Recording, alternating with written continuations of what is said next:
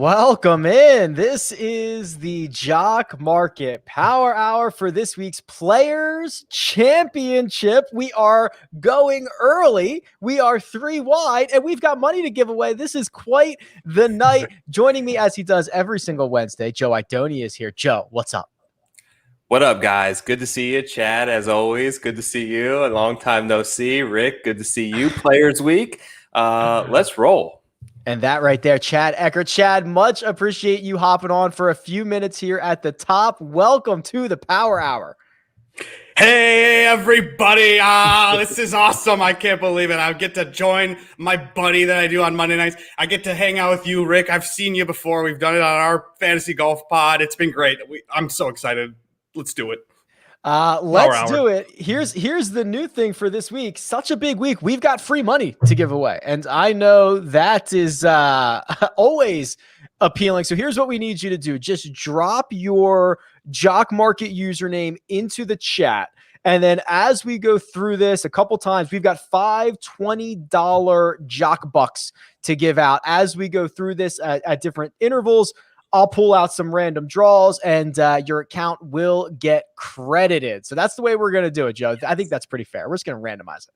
That's awesome. Yeah, that's ways it keeps it nice and fair. They've been generous to give us $100 cold, hard Jock Buck cash tonight to give away for the big week that is the Players. So excited for it.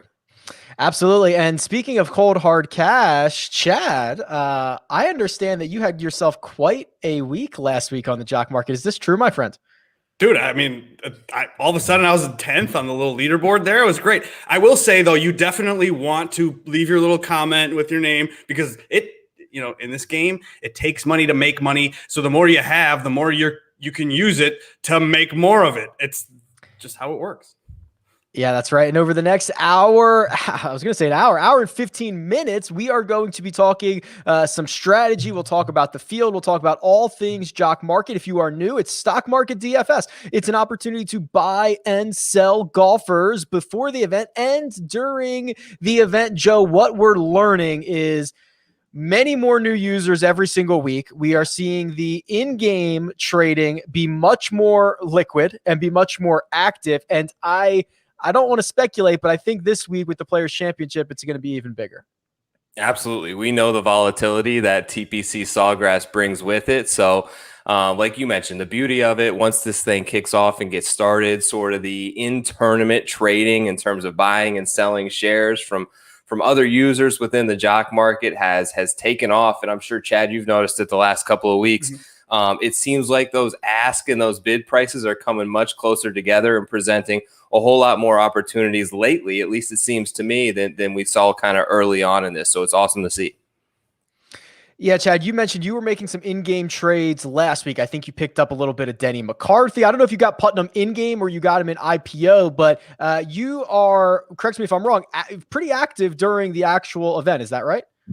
Well, okay, so you can ask Dave about this. A few weeks back, I was probably a little too active to the point where I broke the app from trying to trade so many times. You broke it. So yeah, it just wasn't working for me anymore because there's something about trading a lot, but then there's something about just being an idiot and trading too many times. So I don't know. I must have screwed up the algorithm. This is early on in the apps phase. It's been better trading in game, but it's so much easier to get someone to pick up your shares to yes. lay someone off on. And then people honestly, they're new, so they're kind of not as good at it maybe, so they don't really know what they're doing as much. So that $6.50 a share, maybe on Saturday doesn't look that great or whatever to this person, so they're sending it out there, and I'm scrolling through the app and finding these things and saying to myself, that has a potential to go to $8 or $8.50, and I'm only picking up $1 or $2 on this guy's $6.50. But at the same time, if I can do that 10 or 15 times,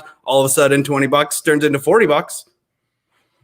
$20 turning into $40 is always a good thing. And what I think, Joe, is there's a real art to this, right? Yeah. There's kind of an art to looking at the some of the in-game pricing and seeing a guy, Chad's example is perfect, $6.50 and saying, okay, well, What does he have to finish to pay off? Let's call it, inside the top 15. Well, he's 2 shots out of that or whatever. There's like a real art to trying to figure out the guys that you want to make a move on, especially once the tournament actually starts. Absolutely. And as the tournament progresses, you will see kind of a live price on your guy, which to my understanding is essentially taking his sort of ceiling and floor and trying to come somewhere in the middle there. And give you an accurate price. But like there are opportunities there if you see a guy playing well. Like even on like Saturday last week, the price that Jock Market was kind of hung on Bryson was like $14 or something like that. But we knew like Bryson wasn't going to finish outside of it was very unlikely that he was going to all of a sudden finish outside of the top 3 or 4. So that number was going to go up. He had a very good chance of finishing first as the odds market showed, and that's all the way up to $25 a share. So keep an eye on that price throughout, but it's not set in stone. So that price really means nothing until the tournament ends. It's just to kind of help you get an idea of what you should be bidding or what you should be asking if you want to sell those shares throughout the tournament. I want to say though, because it does take money to make money. Like that example existed. I saw for an hour, 2 hours, there was like $14-15 on Bryson on Saturday, even Sunday morning. There's an opportunity if you have the money, if you have that $15, the bankroll's there to put $1,000 in, then yes, you can take advantage of that. There's money left on the table on Bryson. It's crazy. I am hearing from our official source, Chad, that you actually forced Jock Market to increase the number of open trades because you had. Am I reading this number correctly? I'm reading the number 300. I told you I was insane. How does that happen? How does this happen? Okay, hey, I like to learn. I like to try things and do things and push the boundaries in different ways.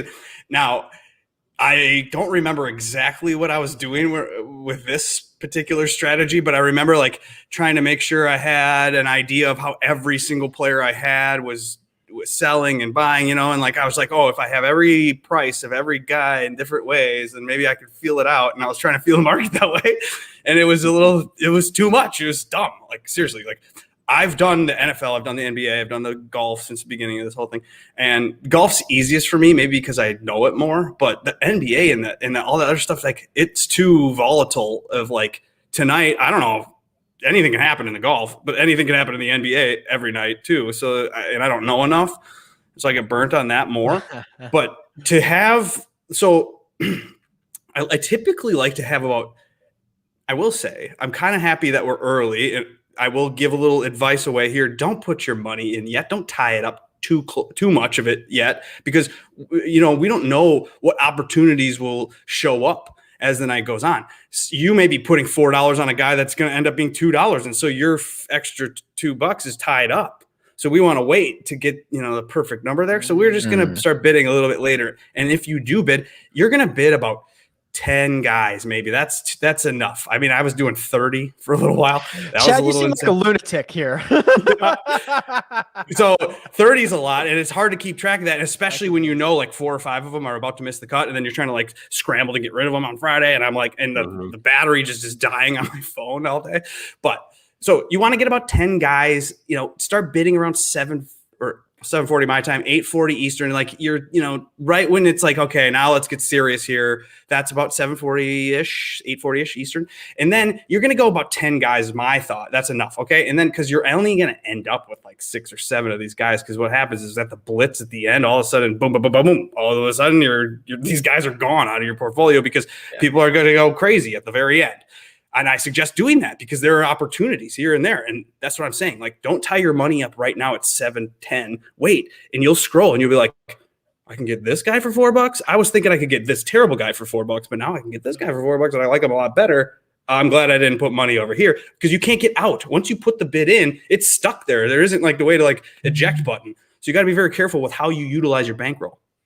Well, I'm glad you brought up the timing, because IPO is going to close here on Wednesday evening before 9 p.m. Eastern time. We've seen it kind of be 8:57, 8:58. Sometimes you get burned by an early close. You don't want to wait too long. But let's put some concrete examples out there and look back at last week, gentlemen. And I've got the pricing up here. And I actually think I must have refreshed this a hair early because it has Lee Westwood at $19.99, but he closed it at 20. So I'm going to I think I grabbed this data a hair too early, but it's the same process here. So Bryson DeChambeau, you could have bought, Joe, at this time last week, you could have bought his shares for $9.88. He goes on, he wins the golf tournament. He gets the full payout of $25 a share. And Lee Westwood, who ended up finishing second, $2.52 in IPO, $20 per share. So that goes to show there are studs, there are penny stocks. There's kind of a lot of different ways to tackle this jock market. 100%. And you mentioned it, and I know we kind of touched actually on Lee Westwood last week, and neither of us ended up with any shares. But that said, that's the beauty of it, right? You can get these guys sorted down in the $1-2 range and make 8-10x on your money in a short 4-day span. Or you can go with the safer play, the guys up top. And many times we've seen those, they consistently return value, just at a little bit lesser of an ROI. But that said, the thing with this is, like, I've heard people say before, like, why would I take Bryson here when I can get, 2-3 times the ROI when I can bet him 12-1 in the betting market? And the reason is really simple, because if Bryson doesn't finish first last week, you win nothing on an outright ticket. If he finishes third, you win nothing on an outright ticket. That said, if he finishes second here, he's still paying out $20 a share. You're still making money. You're still making money on third. So there's all the way down to a break-even point for those new users. When you're going to place a bid, it will tell you their break-even finish position. And as long as they finish at that point or higher, you are going to be profitable. And if they finish slightly lower than that, you're not losing all that money. You maybe lose 25, 30 cents a share, but it goes all the way down to a miscut. It's still going to pay you out something. It's not going to be zero. It's still going to pay you out $1 per share of that player. Make sure to drop your Jock Market username in the chat. I'll pull our first $20 Jock. I'll pull it in like 3 minutes. We'll do one at like 8:15. We'll get one out of the way, and we'll do these every so often throughout the night. So get your Jock Market username in the chat so you have an opportunity to win those dollars, because they're going to come in handy. Because, Chad, what we've kind of seen, $20, that can either get you probably 2 shares of the most expensive guy. It can get you 5 shares of somebody in the $4 range. And this is a deep field this week, 154 players. How are you expecting every single great player is here? Are you expecting just everybody to kind of be spread out? Are you expecting a couple guys to pop off and be the most expensive and separate themselves? What are you looking for this week?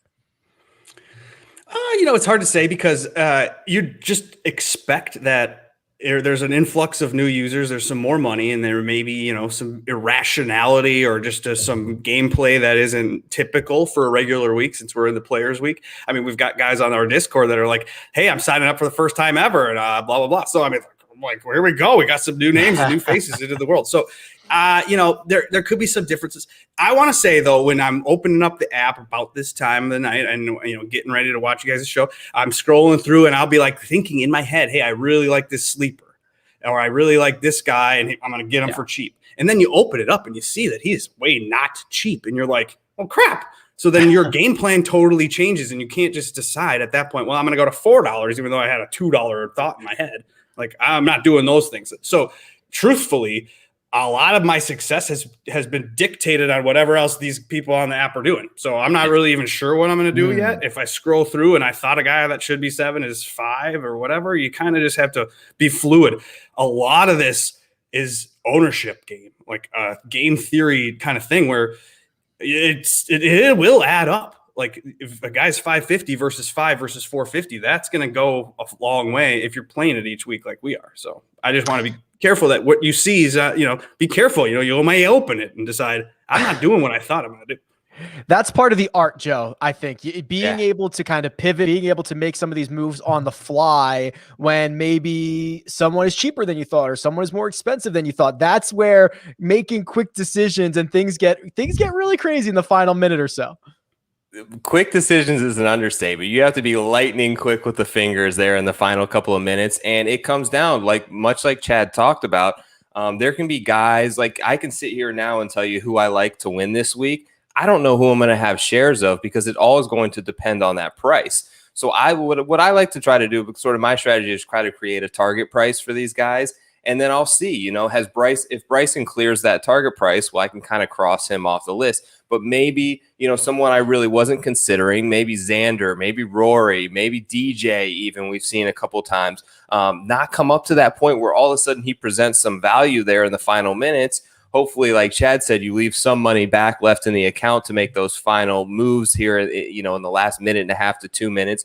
Grab some shares of them at a fair price just because of based on where they're currently at in the board.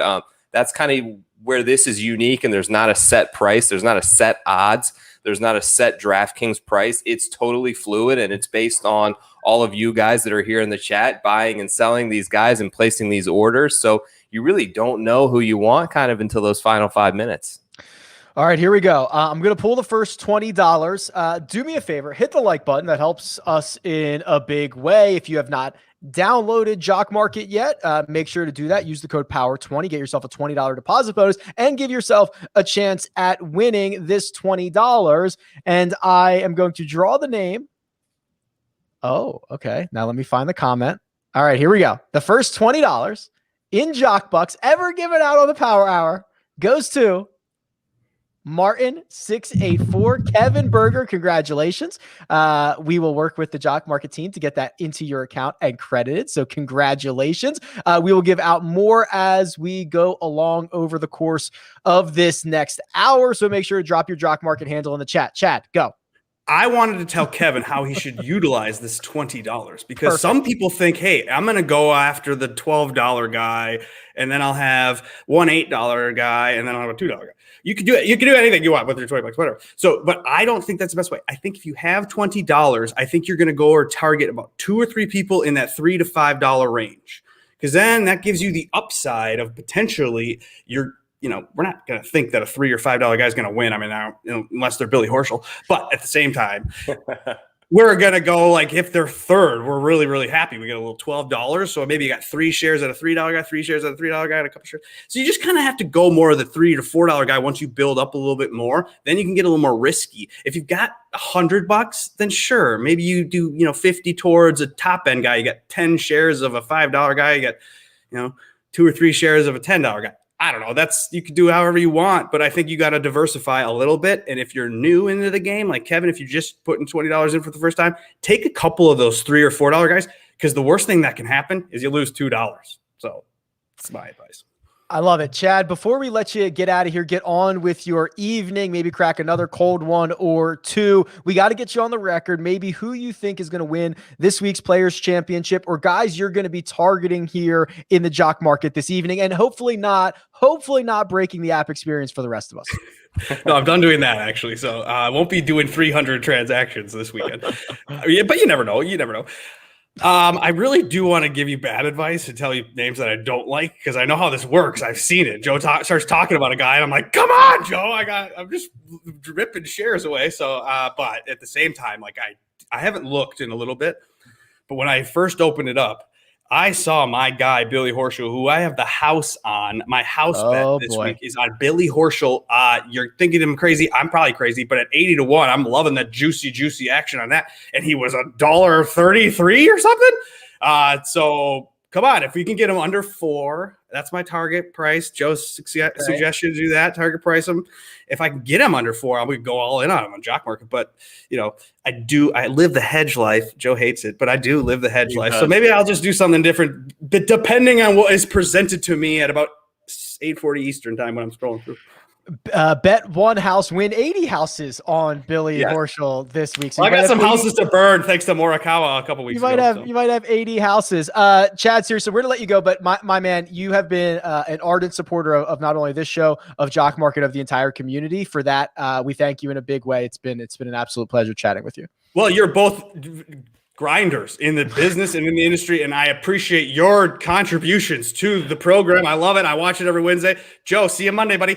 See you, bud. Peace. I'm going to kick you out. See you, Chad. Peace out, guys. There it is. How fun is that, man? He has got so much energy, doesn't he? That is like, oh, man, I don't know how he does it all day long. It's contagious, man.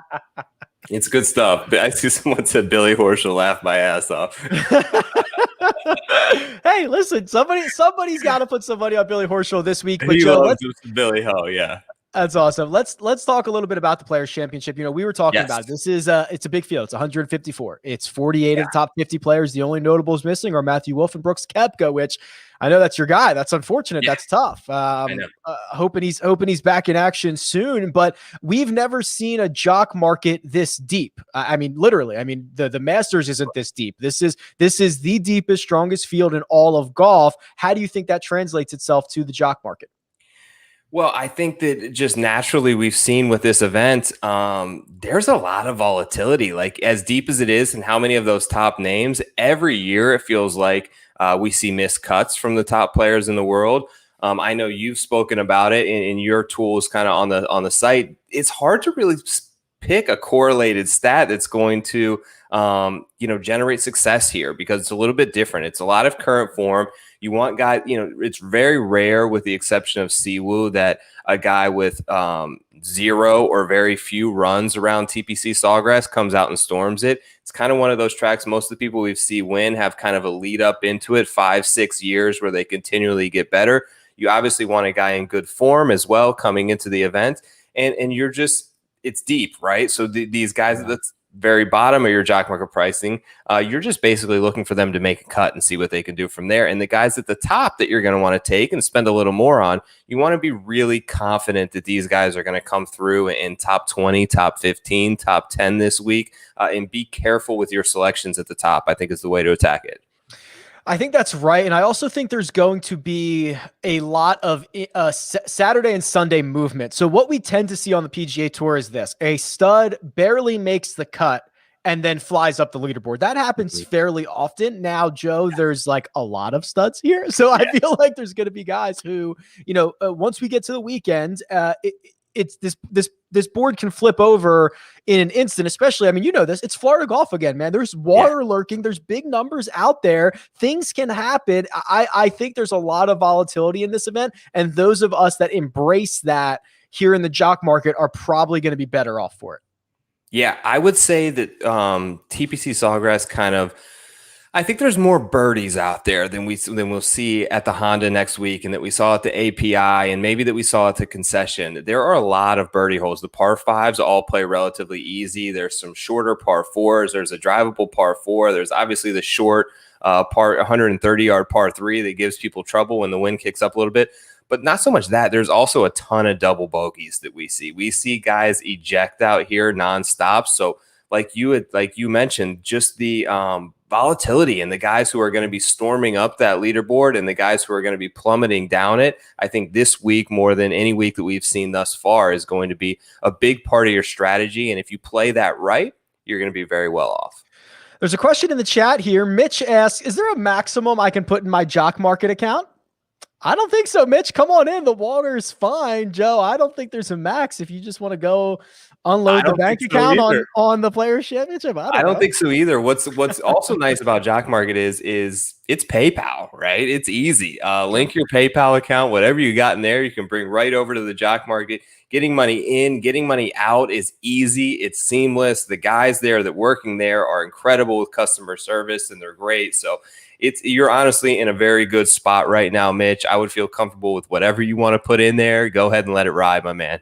And on the opposite side of that, if you're sitting there with $10, $15, $20 in your account, you are in great shape too. You can go out there and get some shares. I mean, we saw it last week, right? Guys doubling in share price, guys quadrupling. Lee Westwood went from $2.50 to $20 over the course of 4 days. So everybody is in play here. And Joe, I think it might be time, man. Should we take a peek and see what the current jock market looks like? Is it time? What do we got? It's time. Let's roll. All right. Here's what I'm going to do. I'm going to pull up our little tool here, our little IPO tool to show us what the current prices are. And oh boy, here we go. Your highest priced golfer in the jock market right now is Jon Rahm, $9 with Colin Morikawa at $8. Dustin Johnson at $7.24, Justin Thomas at $7.05. So to put this into perspective for our new viewers, here's what you're looking at here. If you are buying Jon Rahm at $9, you are essentially asking him to finish 14th or better. If he finishes 14th, that will pay out $9 a share. If he finishes 13th, it'll be $9.50 all the way up to $25. So to put a little concrete example on it, that's what you are making your prognostications on. And Joe, for whatever reason, I mean, I know what the reason is. He's very good at golf. The people in Jock Market love John Rahm. They love him some John Rahm. You're right. But multiple weeks now, we've seen him and DJ in the field together, and Rahm has outpriced him by $1 a share. So we're a very pro Rahm community over here. Look, 13th or better, I think he said. I like his chances of doing that. Now, is his price going to stay at $9 flat here over the next 35, 40 minutes? Probably not. But if you like John Rahm now, my advice would be hang tight, right? Have him go down the board and attack, get yourself some shares of some other guys that you may like. And if you're really still interested in John Rahm, check back at his price at about $8.55 Eastern and see if it's still something that you're willing to bid. And at that point, put in that final price. And you don't want to do $9.01, by the way, either. You want to put in a price that you make sure that you're comfortable and are going to get some of those shares back, because it's going to be tied up until the IPO closes. Yeah, so in about 30 to 35 minutes, this IPO is going to close. So the phase that we're in right now, you should be bidding on these golfers. And when IPO closes, if you are the high bidder, you will be awarded those shares. I actually just saw, and I wish I had it handy, and I'll try to put it in the description of this video. There was a YouTube clip from Jock Market that was put out kind of explaining how shares are allocated. And if I can get my hands on it in a second, I'll throw it in the chat and I'll throw it in the description as well, because it's really good to know how this works. And, I do want to encourage some of the back and forth in the chat. If you throw your Jock Market username in the chat, we'll give out another $20 here shortly. But there's a question here about Christian Bezuidenhout. And Joe, I don't know if you have a hot take or any take on Bezuidenhout, but Fantasy One says he's his sleeper pick. Absolute terror recently putting the ball on Bermuda. Any thoughts on him as I look up what his current price is? Yeah, he's wrecking house down here in Florida. Look, I think that this field is a big time step up for him in competition. Is he playing well? Yes, he's a great putter. They will always hang around. And it really just Fantasy One, it's going to depend on his final price, right? I think that he's been very popular in a lot of the circles and the podcasts and the shows that I've listened to this week. He's obviously been returning a good bit of money for people, so he's been profitable. It's going to come down to his price down that final stage. And if you see value in him based on those guys right around him at that price point, go ahead and bid on Christian. But for me, I'm initially looking at another direction, but like we've talked about many times, there's a price for everybody.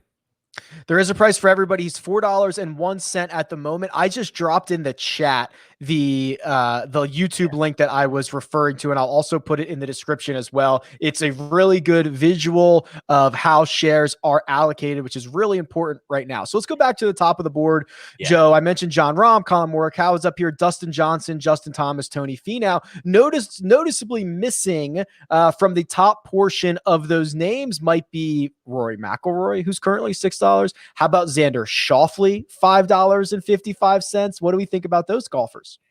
So a couple of things. I feel like Xander is kind of at a point this week where he's the first 2 months of 2021 here. He's been so popular. He's been priced on the odds boards at a point where for me is almost untakeable based on his sort of win equity that he brings with him. But I feel like we're kind of sleeping on Xander a little bit here. He's had a couple of weeks to kind of get things right, to maybe get himself a little bit of a tune-up. And all things considered, it should set up really well for him. But I'm more interested in Rory. I'd like to get kind of your thoughts on it, Rick, but I just feel like it's been a little bit overblown, his quote-unquote sort of struggles here, and he's kind of fed that beast a little bit this week with some of his comments and looking to make a change, but he sets up great for this place. He's the best driver of the ball still in the game. He can move it both ways off the tee, which any Pete Dye course demands of you to make sure that you can move it left and move it right. And he has as much success in the state of Florida as just about anyone. Pretty much every event he's teed it up, and he's won the Honda. He's won the API. He's won at Sawgrass. This is Rory's region right down here. And I expect him to play very well this week. What about you? there's a reason he's our defending champion, right? The last time we played this, and I agree. So what you have to realize is his results are only sour by his own standards, which are lofty, the loftiest standards in all of golf at this point. When you're Rory McIlroy, for him to still be piling up top 10 finishes, even when he is very clearly not at his best, is impressive. And it shows what a great golfer he is. Now, if everything clicks and he figures it out, he wins a golf tournament by 5 or 6 shots like he used to. So I agree with you, Joe. I think this is a little bit overblown. I think it is. I think he has one of the better floors of these top end guys. And I'll be interested to see what his final price comes in at as we get closer to this IPO closing. So we'll see. You're right. This is his region for sure. Yeah. A little bit further down, let's see. Jordan Spieth. Jordan Spieth is $5.19. I assume that's going to come up a little bit, but are we feeling Spieth, who now we've got what, rock versus hard place here, right? We've got a guy who is on an unbelievable run of golf, 4 consecutive top 15 finishes, playing well, going to a place that has been his kryptonite that he has done nothing at. So what happens when an immovable object meets an unstoppable force? That's a good question, and I think we're going to find out this week. I just think there's too much trouble off the tee at a place like this for Jordan. It's part of the reason why he hasn't had success, but that said, we've seen him play incredible, and he's scrambling as well as anybody we've seen. Actually, Chad put out the tweet earlier today that literally took my jaw and dropped it to the floor. On the most consecutive holes on the PGA Tour without a double bogey, it's Jordan Spieth right now, of any player on the PGA Tour, and it's by a lot. The last time he doubled a hole was like, I don't have it in front of me right now, but it was like 260 holes ago or something insane. I don't know how he's doing it. It seems like he's finding water, he's finding cactus, he's finding everything, but he's not making worse than bogey, and that should suit him really well around here. Putting the ball, we know what he does, right? He chips in, he makes long putts. He does what Jordan Spieth's doing. It's great to kind of see him back. We'll see where he finishes. Look, he's not in a position this week for me to bet him at a 25-1 type number. But I will have some interest if his price is kind of based down there in the range he's currently in. All right, here's a big one. Bryson DeChambeau, winner of the Arnold Palmer Invitational, is $5.55 right now. He is pre-ranked as the number 4 golfer. So what that means is if there's a tie for positioning, the nod goes to the golfer with the better pre-rank. And in golf, ties happen fairly often. So you do kind of want to consider what that ranking is. So there's only 3 golfers who break a tie over Bryson DeChambeau. It's Xander Schauffele, it's Jon Rahm, and it's Dustin Johnson. So here we go again, Joe. It's one of these situations. Golf is the only sport in the world. It's the only sport in the world. We penalize the guy who was the best in the world last week, and we say, no way he can do it again.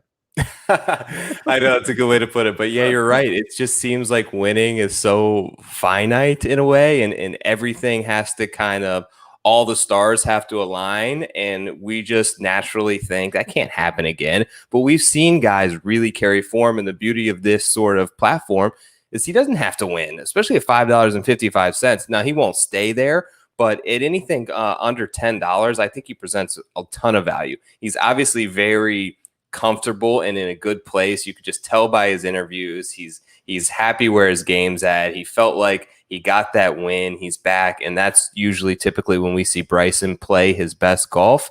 I think the course generally it should set up well for him. I think any place can set up well for him.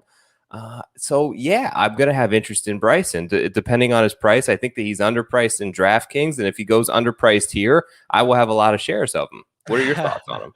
I love it. Yeah, no, I agree. Listen, I think there are 2 things. While there's not a solid through line between all the guys who have had success here, the 2 things that jump out to me at least a little bit are off the tee and birdie or better. And Bryson does both of those things. I think that he has proven, and I almost think this is intentional, he's a volatile golfer. And I think he has intentionally done that in an opportunity to open up his win equity. It's also going to open up his missed cut equity, right? And I think that's the plan. And the fact that he's won 3 times in his last 15 starts is a pretty good sign that it's working. And, I want to look at some of the value here because you mentioned that word. And I'm only on the first page or I'm at the bottom of the first page and I'm already into the $4. We have a defending champion, or not a defending champion, a past champion, excuse me, Jason Day at $3.73. We have a guy in Sam Burns who was a darling of the industry just, I don't know, 8 days ago at $3. And we have Richie Warinsky at $2.50, who is on a bit of a good stretch here. Is there anybody down in this $4 and below range that we might be just keeping an eye on as things progress here towards 9 p.m. Eastern time? Yeah, I think Jason Day looks like a great play this week. He seemed to kind of turn things around. Also plays pretty well in Florida golf. He had the binoculars out last week, which cost him a couple of shots and seemed to kind of go south from there. But right above him too is Max Homa, and he's another guy where you talked about how we kind of expected after he obviously won at Riviera. Naturally, we kind of felt like there was going to be a lull coming in Max for Florida. He went out to concession. He played pretty well. He played pretty well last week. I think he's in such good form and so confident in his swing right now. I don't see any reason why it stops. I don't see any reason either, and I've just picked our next winner for 20 doll hairs. We're giving away Jock Market's money. Is there anything better than that? So the next winner for 20 Jock Bucks. All right, Donnie. Matt Lucia, congratulations. You are the new proud owner of 20 Jock Bucks, which is pretty good. I would like to be the owner of any types of bucks, Joe. So we've got 2 in the books. Keep commenting Beautiful. with your Jock Market usernames, and I'll continue to draw them. And we've got 3 left over the course of the next 40 minutes or so. Pretty good. And if you happen to be in the chat right now and you haven't signed up for Jock Market yet, we'll give you $20 without having to win this contest. Just use the promo code below Power20 when you sign up. Make your first deposit within a few hours. They're really great about getting back to you. You will see an extra $20 in your account that way. So no matter if you're a new user, someone just joining us for the first time, or someone who's been with us since the beginning, we got some money to dole out tonight. We certainly do. Let me give our little tool a refresh here. I want to continue to go further. This is such a deep field, Joe. And, there's names that I know that you've probably been looking at from a betting aspect this week and how they might be translating to the Jock Market. So is there anybody really long that you're interested to see what their price is going to be this week? And then, of course, I'll reveal their price to you. So there's a couple of guys right now. I'll name a few of them. They're hanging right around $2 a share. One is Mark Leishman. So I was very high on Mark Leishman last week. He disappointed a lot of people with that miscut.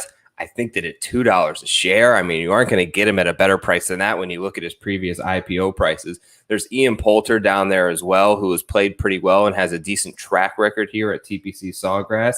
And another one, which I know is volatile and seems to have kind of turned it around and is consistently, I think, 5 straight cuts made and has had some good finishes, is Ben On. So if he makes a cut this week, Ben On, he's striking the ball really well. His putting seems to have incrementally improved, I would say. He's still not a good putter, but it's gotten a little bit better. And if he can just baseline sort of break even in the putting stats, he's probably going to top 30 for you. And at $2 a share, you don't have to do much more than like 60th or better in order to pay that back.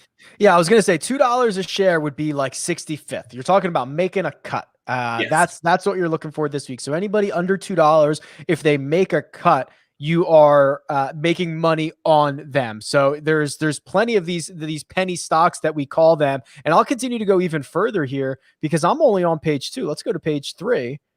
And here's a name that I imagine is going to come up. Siwoo Kim. Okay, there is polarizing. Siwoo Kim is polarizing this week. You are either on the Siwoo Kim train or you are just at the station waving it by. We'll check you next time. Joe, where do you land on this? So I think Siwoo has his spots, right? And I heard it was actually an interview on the Tour Junkies one time with his caddy where he said, like, there's times when Siwoo's like, let's just get out of here. Like, it's over. And I think that's what happened last week. Yeah, there's a lot of times it looks like that. But previous champ, right? We've seen him have great success on Pete Dye tracks, whether it's the Wyndham. He just won at the Amex. He's won here before. So there's something about these Pete Dye designed golf courses that suit his eye and get him excited and sort of revved up to play. but another guy right under Siwoo. So let's take a trip back in time. 2 months ago, let's call it January 10th. Was there any player hotter on the PGA Tour than Harris English? He's $1.90 right now. What do we do with Harris? This is the weirdest thing, and I'm hoping this is not. So it's weird. Okay, this is actually like I've got my tinfoil hat on for this. You know, everyone's kind of says Harris English and Hudson Swafford look exactly the same. Yeah. Have you ever heard that? Okay, Yeah, so headshots. yes, so Hudson Swafford. This was years ago. He had the longest active cut streak on the PGA Tour. It was like 18 or 20 in a row. And he finally won. He won the event that is now called the Desert Classic. And then after that, it was like he disappeared. And I understand it, right? These guys, they get 2 years on their card. They get a lot of money. Maybe there's a lack of motivation, but it's like he was never the same for a long time after that. And I'm hoping, Joe, that is not what we're seeing from Harris English, who was literally, I'm not even exaggerating, for 15 months, a top 10 player on the PGA Tour, finally breaks through and wins. And now it's like he doesn't know how to play golf. Now, he did play better at the API, so I'm hoping this is him rounding back into form, but he is such a huge question mark for me this week and moving forward. I really don't know what to do. He's a huge question mark, but at $1.90, you have to be willing to roll those dice, I think. Now, I don't think it'll stay there, but the upside of Harris English is the top 10 this week. And I think that he's not too far from that, right? From the game that we saw at the Century, from the game that we saw at the U.S. Open at Wings Foot, where, you know, barring that sort of random lost ball, he was right in the thing. So he's played well in these big time fields and big time tournaments with ex-champions at the tournament TOC that we saw. So I think that if he can re-find it this week, could be a good spot for him. Yeah, if he goes out and has that, T26 like he did last week at what I assume his price is going to be this week, it's going to be well worth it. Remember, if you haven't signed up for Jock Market, now's the time. You know, Tim Johnson. Hey, can I just tell you, you have not played Jock Market yet? Maybe this is the week. Yeah, maybe it is. Use the code POWER20. Hop in there, get your $20 deposit bonus, throw your username in the chat. I'll draw another $20 winner here shortly. But Joe, let's go back to the top of the board. Okay. And I was kind of interested to see what this guy was going to do. Colin Morikawa, who is, you know, this is weird. Now he's coming off of a win, but it wasn't last week. So we kind of treat him a little bit differently. I'm a big believer that his game translates literally any course on planet Earth. So I have no qualms about him at TPC Sawgrass. And if you want to use the one round from last year, played well in it. Yeah, exactly. He did play well there. And I think that he said last year, if I remember correctly, like something he felt really comfortable on the greens, or it was something about the putting there that, yeah, he told you, I interviewed right? him. Yes, I interviewed him during quarantine, and he literally said, I found something on the greens at TPC Sawgrass, and I'm going to try to hold on to that feeling in the restart. That's the exact quote. So I think we can kind of say right now that as of this moment, best iron player on tour, right? Yeah. He's unbelievable with his irons, and that obviously lends itself really well to any Florida golf course. Look, when we see him in contention, his close rate of finishing first is up there with just about anybody, with 4 wins essentially in the last calendar year and a little bit. So look, I think that he's going to play well. Now he's the second price guy there, and I'd be a little bit more interested in DJ or Rory this week, or maybe Patrick Cantlay. We'll see how things kind of shake out at the end, but there's every reason he should be very popular this week.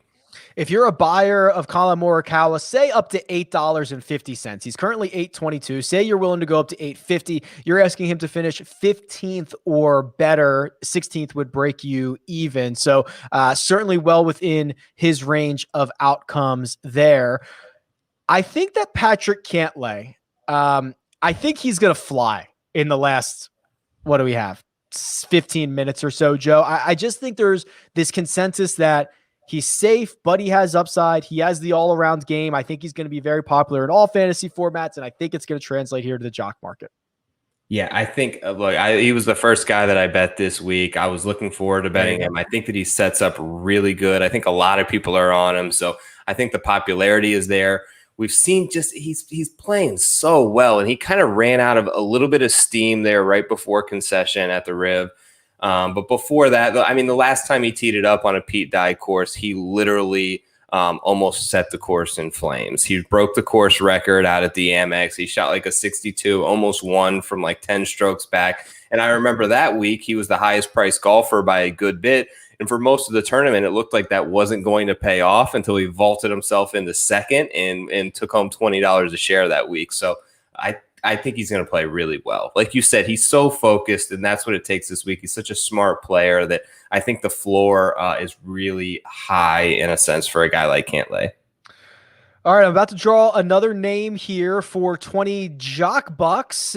Make sure you like this video, get your username in the chat. So I've got this one and 2 more to give away, and I'll do them as we progress here throughout the night. But our latest winner, let me click the button. Coffee Shark, which I feel like is a good name. I don't know what a Coffee Shark is, Joe, but congratulations, you're 20 Jock Bucks richer. What would a Coffee Shark be? I have no idea. Big coffee fan, though. Every morning for me, that's how I start the day with a little Nespresso action. How many cups do you drink throughout the day? 1 cup. Just one. You can get away with one. Yeah, I've been known to take down an energy drink or 2 in the afternoon, though, to keep me going. Got it. Okay. I'm a one tumbler in the morning, 1 at like 11 a.m. and then I'm usually good for the rest of the day. That's how I roll. I'm sure Coffee Shark is a lot more than that. Congratulations on your 20 Jock Bucks. There was another golfer I wanted to talk about here. I have a guy I want to ask you about if you got a second. Let's do it. Tyrrell Hatton.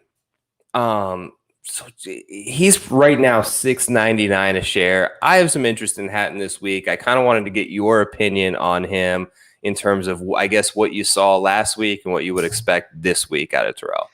Yeah, I was pretty optimistic about what he did last week. I know he started really slow. So his Thursday round, he lost 4 strokes putting. That's not going to happen again. And then he comes out and he fires essentially what were the 2 best rounds over Friday and Saturday. If you go back and just look at round 2, round 3 strokes gained, Tyrrell Hatton was the best player in the field. And then he kind of struggled on Sunday, but the course average was like 75.5. Everybody struggled on Sunday. So I'm willing to say, like, I know this is a game we play where for guys that we like, I can write off a lot of the negative stuff, but round 1, he lost 4 strokes putting, which is unlikely to happen again. And Sunday he ran into a buzzsaw that is Bay Hill. Otherwise, like, he's awesome. Florida's great for him. He wins a lot. I'm a Hatton fan, but I think it's justified in this case. Yeah, I know this is my one sort of part that I'm a little bit reluctant on him is this is a course that we've seen frustrate just about everyone, right? We've seen it with Rob. We've seen it with these guys just because of the way that it's laid out, the water, there's big numbers out there. So I worry about things getting a little, dicey with Tyrrell when he starts to get a little bit frustrated. But I also think that he kind of feeds off that energy on the opposite end of the stick. When things are going really well, he gets himself rolling and in a sweat, and he can start making a run up the leaderboard. So we'll see where he closes out. Apparently, Joe, notifications are coming in, baby. Apparently, the bidding process is picking up. Tony tells us in the chat. He said getting too many notifications early this week. So here's where we stand. In about 10 minutes, this IPO phase is going to close. So your bids are going to be allocated into shares. In about 5 minutes, I'm going to cut Joe loose and say, have at it, young man. Go have some fun. See what you come back with when we're done here. But having your notifications turned on, knowing when you are outbid, and using Joe's strategy, which I don't think we've mentioned probably in a couple weeks, buy a share of a guy so that you get that notification when you are outbid. That is critical, because if you're new, and I just posted this up earlier, Jeff just signed up. We've got some new guys in the chat here. Like, it's gonna get crazy. Whatever you're thinking the next 10 minutes is gonna be like, Joe, it's gonna be crazier. It's insane. So that's why you got to have you can't try to do everything at once at the last minute. Like you talked about, what I like to do is target your guys, right? Find your 6, 8. I know Chad likes to do 10 guys. Chad was like 30, 40. I was like, I know exactly how. Chad could definitely do 300 trades. So what I like to do is, my brain doesn't quite work as fast as Chad's does. So I like to get a share or 2 of some guys. So that way they will show up in that middle tab on when you open up the app in your holdings app. And that way you can view the live price and your bid for all of those 6, 8, 10 guys as that starts to get closer to your bid. So if you bid $6.20 and you see it get up to $6, you got to pay close attention to that. Turn on those notifications. Be aware when you're outbid. And if you still like that guy, increase your bid. If you don't still like him at that price, cut bait. Go elsewhere. And make a move. But that, at least in that last 3 or 4 minutes when things get hectic, allowed you to kind of see everything visibly in one screen in front of your eyes. Quick question here from the chat on Francesco Molinari, Joe, and I see him currently at $2.74, which is a far cry from the $7 he was last week, and of course missed the cut. So I guess I'd wrap Molinari into a bigger question around very popular guys that burned people the week before, and what do we do with them? Is it an opportunity to buy low? Is it just do we just stay away? We have to see it again. How do we usually treat these golfers? I think it's kind of on a case-by-case basis. You want to kind of always dive a little bit deeper and see what happens. So when I watched Francesco last week, because he wasn't a featured group, he didn't have many good shots. He didn't play well at all. It wasn't like one bad hole where he exploded. It was a lot of bad holes. It was a lot of bad shots. He was struggling around the greens. He seemed like he was always scrambling, which he was doing decently well.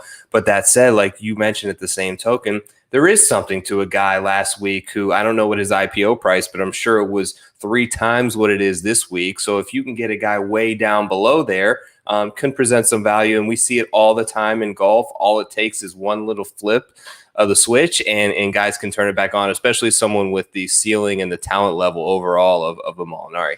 Yeah, he was $7 last week, now currently trading around $2.74 at last refresh. And I'm going to give this one last refresh for the moment. We're going to go back to the top of the board and see where our current pricing stands and see who our most expensive golfers are.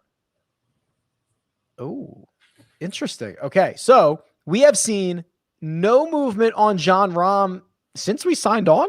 Joe, has he been stuck at $9 for the last hour? Is that right? Yeah, it is. I'm seeing it at 9 right now too. What I'm guessing is it was an early price bid for someone who maybe isn't around now still and just wanted to make sure that they're having a good target price. And those who are still interested in him, it's going to be a last minute kind of decision up against the clock. Shot clock's winding down. You're going to try to take that 3-pointer on Jon Rahm and get a couple shares in there. So I feel like people are kind of playing a wait and see there. We have seen Bryson gain some steam. We've seen Justin Thomas gain some steam. We've seen guys start to level up and sort of catch his price point. So we'll see if I think he's still going to finish out on top. It's what we've seen with Rahm. That I completely agree. We are seeing guys get closer to him, but he has been the king of the jock market for probably since we've been doing this. He seems to always find his way to the top of the pricing board. I'm trying to see if there's anything else of note. We've got Webb Simpson at $7.45. He's behind essentially all of the studs. You know, Webb obviously another one of these past champions here. Joe, is he going to be someone that you might be targeting this evening? I'm not, just because we haven't seen. I want to find guys that play well here, but just because he's won, I don't think it's necessarily, of course, that we've seen a lot of repeat winners out of. I think it's just so everything has to work for you and line up that week. I just, with the current form, I don't have a ton of interest in Webb. That said, you know, right below him, like Xander right now is 770. He's the number 1 pre-ranked, projected ranked player, which, as you mean, he will break a tie against 154 guys in the field. So that's worth something in and of itself. And the tie is going to, you know, break and depend on your payout if he doesn't finish first. So that's a big thing. I think that he is going to finish a little bit higher there. So we'll see how he kind of climbs. But that top 10 guys there are all very interesting. And you can certainly make a case for any one of them. Yeah, I'd be buying Xander Schauffele at the moment. And Joe, we're just moments away from cutting you loose here and letting you do your thing. But give the people an idea of a 154-man field. How many might be on your target list for the next 5 minutes? Okay, so I usually try 5 to 7 guys. This week, I'm really going to try to take the approach of let it come to me. Right? Not try and force anything. I think I tried to do that a little bit too much last week and kind of had pre-thought out who I wanted that week. This week, I'm just really going to kind of, in a couple of minutes here, dive through this board and try to isolate guys that I see a value based on their target price and where I see them finishing in the event. So I'm going to try to stick to 5 to 7 guys and see how many shares of them I can get. All right, have at it. Joe, you are off and running. So we are probably 3 to 4 minutes away from this IPO closing. There is a 90-second window that the IPO can close in. That's what we found out a couple of weeks ago, and it closes at random. So if you want to get your bids in, get them in now. And I'm going to kind of horse race this and just kind of give you updates as we go here down the stretch at just before 9 o'clock. All of these bids are going to be allocated into shares, and it is still John Rahm at $9. If you are a buyer of John Rahm at $9, you are essentially thinking he's going to finish 13th or better, which seems fairly likely in this field. You go down a little bit further, Colin Morikawa, $8.82. Maybe my favorite golfer of the week, Justin Thomas, at $8. To put that into perspective, for him to pay off at $8, he needs to finish 17th or better. Will Justin Thomas finish 17th or better? If you think so, you are a buyer at $8. A little bit further down the board, Bryson DeChambeau. Oh, here's the Patrick Cantlay move. Patrick Cantlay now into $8. So there are 5 golfers holding strong at $8. Justin Thomas, Patrick Cantlay, Bryson DeChambeau, Dustin Johnson, and Xander Schauffele. Xander Schauffele, the number 1 pre-ranked player. He's going to break all ties. Victor Hovland is someone I think is very interesting this week. He was one of the most popular golfers in all fantasy formats last week. He's $7.77 at the moment on Jock Market, and he is hanging there. He had a rough weekend at Bay Hill, but his recent form has been much better. If you have a second away from your bids, drop your username, your Jock Market username in the chat. And when IPO closes, I'll draw our 4th winner of 20 Jock Bucks. So make sure to get those in to the chat before this IPO phase closes. I'm giving this a refresh and seeing if anybody's making a move, and we're seeing a little bit. Dustin Johnson at $8.50, Justin Thomas at $8.15, Patrick Cantlay at $8.15, but it's John Rahm who hangs tight at $9. Webb Simpson, Victor Hovland still down there in the mid-7s. I'm seeing a little bit of movement on Sung J M and Jordan Spieth up towards the top. So here's the Jordan Spieth story. He's $6.09 at the moment. He's got 4 consecutive top 15 finishes. And if you are a buyer at $6.09, he needs to finish 27th or better. For example, if he finishes 15th, that's worth $8.75 a share. So if you're a buyer on Jordan Spieth, you essentially need him to finish inside the top 25. Can Corey Connors do it again? He's $5.01. What does that translate to? Essentially, you're asking him to finish 34th or better. Same thing with Sam Burns, who's at the same price. You're asking them to finish 34th or better at that $5 mark to pay off their price. If you think they're going to do that, you are a buyer on both Burns and Connors. This IPO phase can close at any moment. We are in that 90-second window between now and 90 seconds. This IPO phase is going to close, and your bids are going to be allocated into shares. I highly recommend getting your bids in and not be left holding the bag, as we saw some guys doing a couple of weeks ago.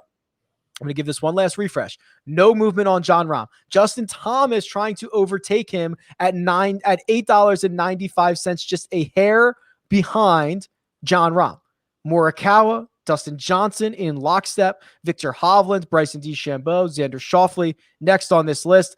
And it's Rory McIlroy, our technically defending champion, at $8.05, coming in behind all of those names that I just mentioned. And then a significant gap down to Webb Simpson and Terrell Hatton. There's only 3 golfers currently in that $7 range.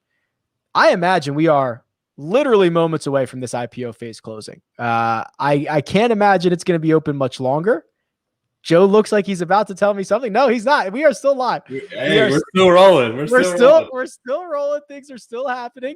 Let me give this a quick refresh here so that we can make sure we get the most updated numbers, because these things change quickly in the Jock Market. Okay. Xander Schauffele. Okay. We've got movement at the top. John Rahm, no longer our most expensive player. Dustin Johnson at $9.25. That is essentially asking him to finish 13th or better. Xander Schauffele, the man who breaks all ties, jumps into second, $9.15. Justin Thomas, $9.01. And for an hour, I think we're close. Ding, ding, ding, ding, ding, ding, ding. That's it. IPO is closed. 3 guys, and I'm going to wait for the refresh here, but Joe, I thought I saw 3 guys overtake John Rahm in the final about 30 seconds of that. We'll see how it all shakes out when the dust settles here, but I think that's what I saw. Yes, that's what I'm seeing too. You're right. That's actually very surprising. So I have DJ at 925, Xander at 915, Justin Thomas at 909, and then you have John Rahm still at $9. So he didn't move basically from the start of the show, which is interesting. Shocking almost. He did not move. He did not move. I'm stunned. I don't know what to expect there, but yeah, so here we go. Dustin Johnson back on top, $9.25. So Joe, that is essentially saying he's going to finish 13th or better. How do you like DJ's chances to finish 13th or better this week? I love DJ this week. And to be honest, Rick, I got outbid at the last minute. I had a 9.15 bid on him, and that got outbid at the very last minute. I wasn't able to get more, but I love DJ this week. He had some comments about essentially how much he likes this course, how it plays in March versus May that I saw this week. I know that last time in 2019, the year that Rory ran, he was the only person in the field with 4 rounds in the 60s. So I think he kind of figured this place out, and he was eager to get back here. And I think he's just kind of being slept on a little bit this week. I think it's a good week to use him in a one and done type format where I haven't heard much about him, and he may go a little bit, people may be saving him for other events in the Masters, and this event pays out huge. So I really, really think that he sets up well this week. I think he's going to play good. $2.7 million at the top and $20 in Jock Bucks going to Jeffrey Smith at 816IX. Congratulations. That is our 4th of 5 $20 that we have given out to Jock Market. So I've got one left. We'll do that towards the end of the show. Make sure you drop your Jock Market username in the chat. Okay, this is the time of the show where I get to say to you, Joe, who'd you get? How's your portfolio look, my friend? Let's see what I got. I have 7 guys. Okay. So I start at the top with essentially the European Ryder Cup team. Okay. So I got 30 shares of Rory at $8.11. Love it. We talked about it earlier. Bullish on Rory this week. I think that he shows up and everyone's reading too much into the narratives. And I think that he plays really well on a course that I think sets up better for him than anyone in the field. Then the next 2 guys that I got at 720 was Tyrrell Hatton, who we also spoke about. One guy who we didn't talk about at $6.01, which I think is a pretty good value on this guy, is Paul Casey this week. You know what? I saw his name floating down there when I forget who I was talking about, but my brain was like, oh, Casey's also here. I should talk about that. What'd you get? You got him for 601, which essentially is asking him to finish. Wow. 27th or better. That's pretty good, Joe. I like that. I like my chances of a top 20 out of Casey this week. Yeah. Moving down, I had. All right, so let me see who was the next guy that I had in terms of pricing. So I'll kind of work my way down. Okay, so at $3.44, I have a little bit of Brian Harmon this week. I just felt like he was a little bit of a sleeper. He rated out really well in the models that I ran earlier in the week. And then finally, I took a couple of Sea Island boys, including Harmon down there in the $2 range in Neesmith and Poston. Neesmith. So I got both that guys. Neesmith has just been striking the hell out of the ball. His divot repair tool has been getting a firm workout because he's been hitting every green in regulation that he can. Poston is just a great putter on Bermuda grass. He has a comp sort of that I used at the Wyndham Championship where he's won before. And then we spoke about the last guy. Ended up at $2.60 was Benny Ann. So I think that Ben Ann is in a good spot this week to probably top 40, and that pays off at that price point. He basically has to finish like 60th or better. So that's my portfolio this week. Well, I'm hoping things go a little better for me this week than last week because it was sort of my first bloodbath in the jock market with a couple of withdrawals, unfortunate WDs.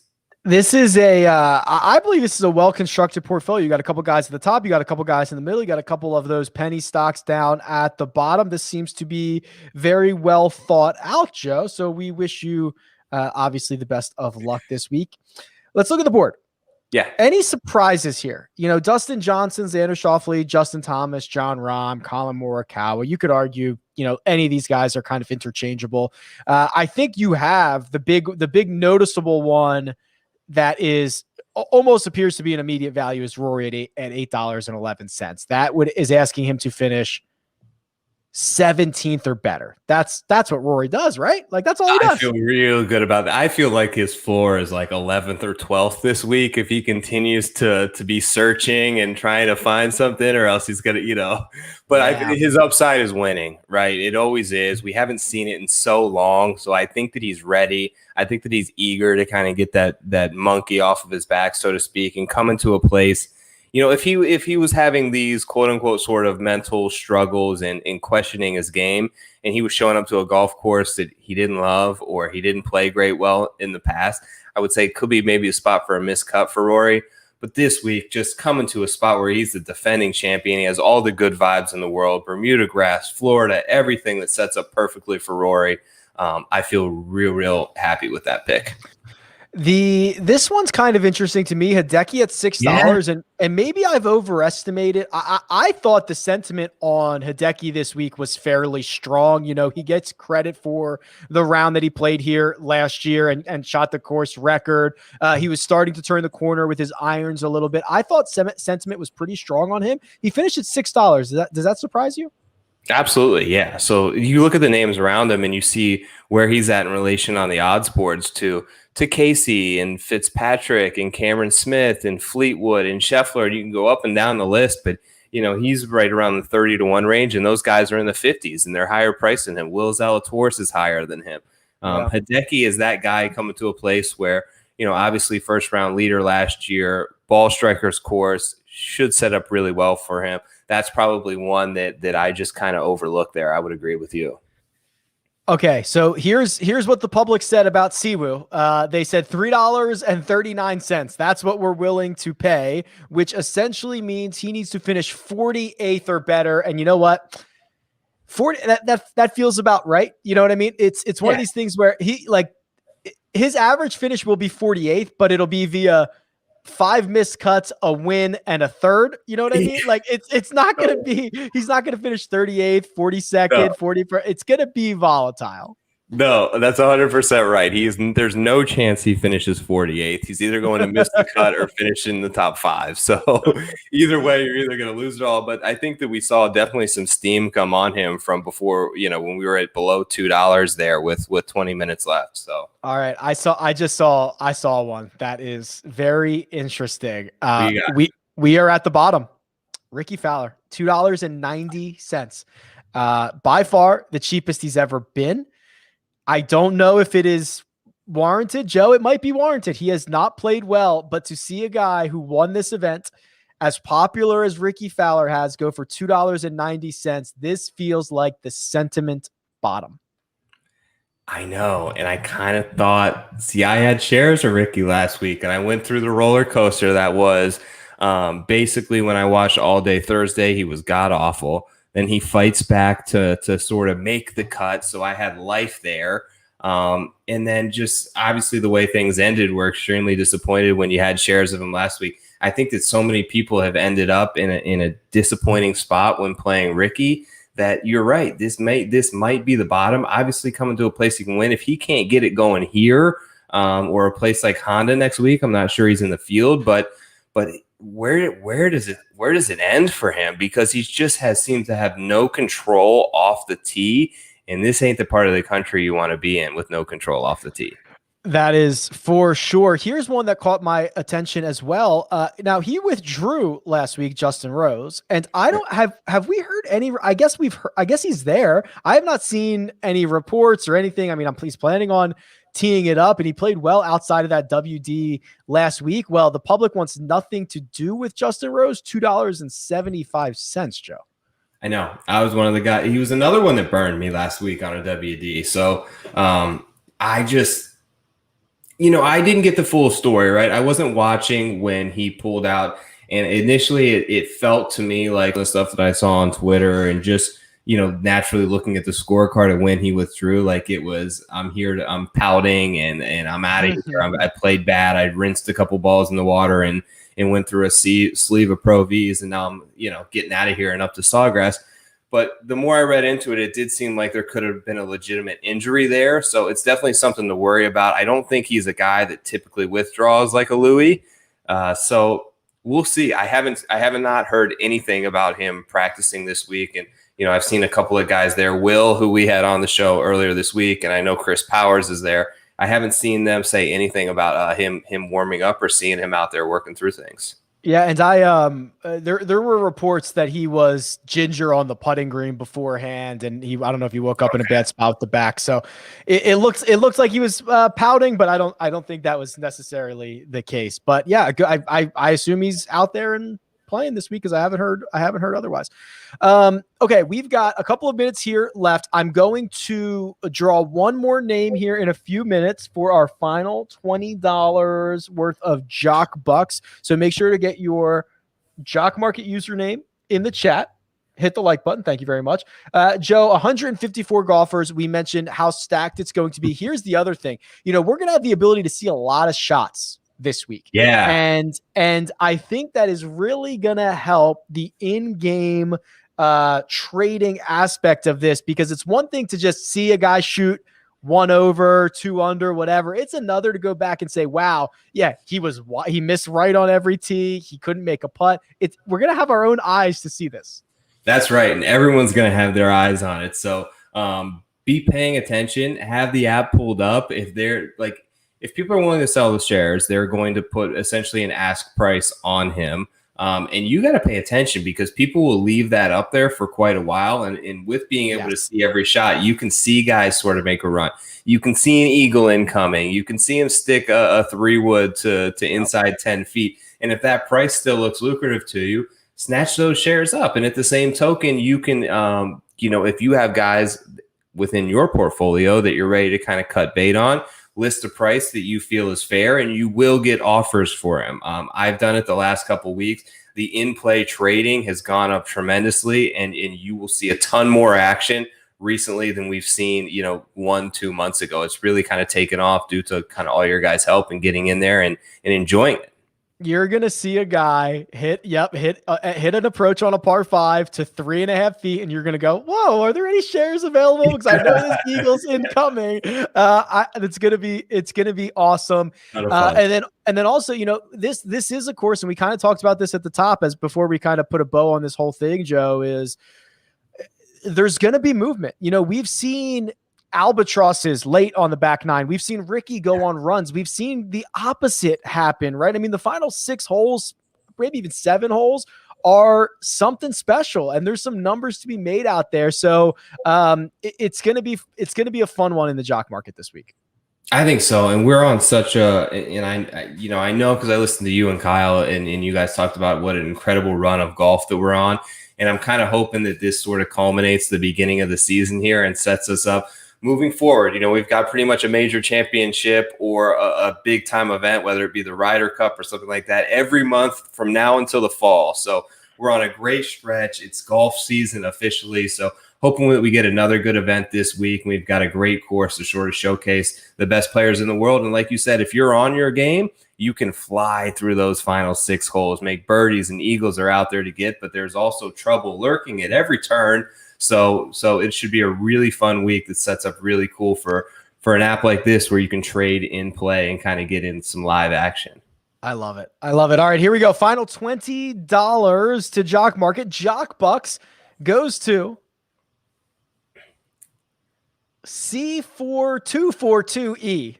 I don't know what that means, but you are our final winner of 20 Jock Bucks. Congratulations. Thank you to the guys over at Jock Market for hitting us up with some bucks that we can hand out. And thank you for all the support in the chat as usual. Joe, as I like to say every week, this has only just begun, right? IPO is now closed. Live trading is now open. It's going to be awesome. I can't wait for it. If you have any questions about it, DM me. Reach out to Rick. We want to sort of help you guys and educate you the best we can, and sort of how this thing works. And that's what we're here for. That's what this community and all these people, it's awesome to see the amount of people in the comments here dropping in their handles. It's very cool and unique to see, and kind of feel like we're on this ride with them together. It's sort of the ground floor here, and watch this thing sort of rise into what we know that it can be, because it's so much fun. It's so unique. It's so different. And it brings in all the best aspects of what make the sport great, and what make this sort of community great. Couldn't have said it better myself. That's Joe Idoni. You can follow him on Twitter at TorPicks. You can follow me at RickRunGood. It's Players Championship Week. Have a good one. Good luck. Peace.